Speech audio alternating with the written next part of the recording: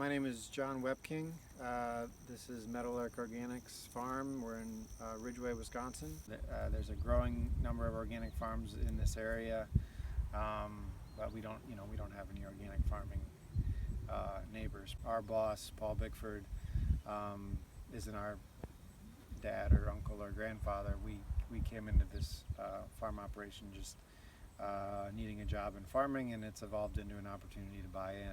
For me, I see the future of this farm's ability to be sustainable in having a balance between crops and livestock.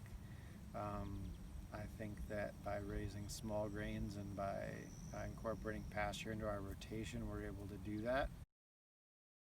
We focus a lot more on small grains than on row crops. Out of the 750 acres of crops we raise, maybe only 120 of that is in corn.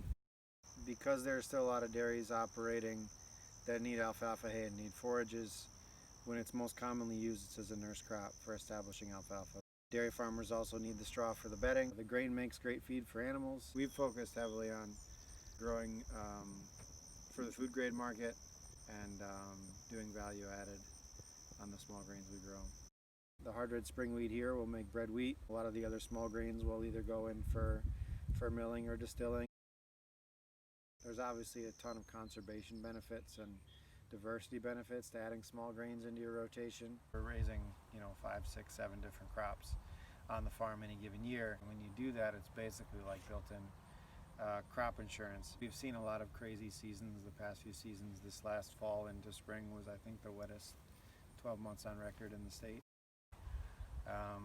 When the rains come, when the dry comes, when the heat comes, there's always going to be a greater likelihood that there's some crops that are going to be will appreciate that weather, even if it's going to knock out other crops or damage other crops.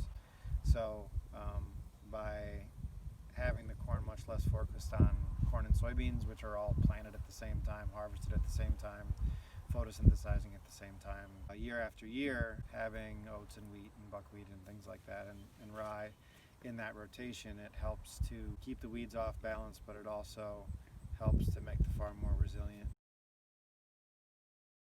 I'm a really pretty young, inexperienced farmer in a lot of ways, so I might not have the most knowledge to impart in terms of tillage practice or weed management or how to set up your planter, but by getting involved, going to conferences and talking at conferences, I think it's important to be out and speaking to what we want to achieve as much as we can.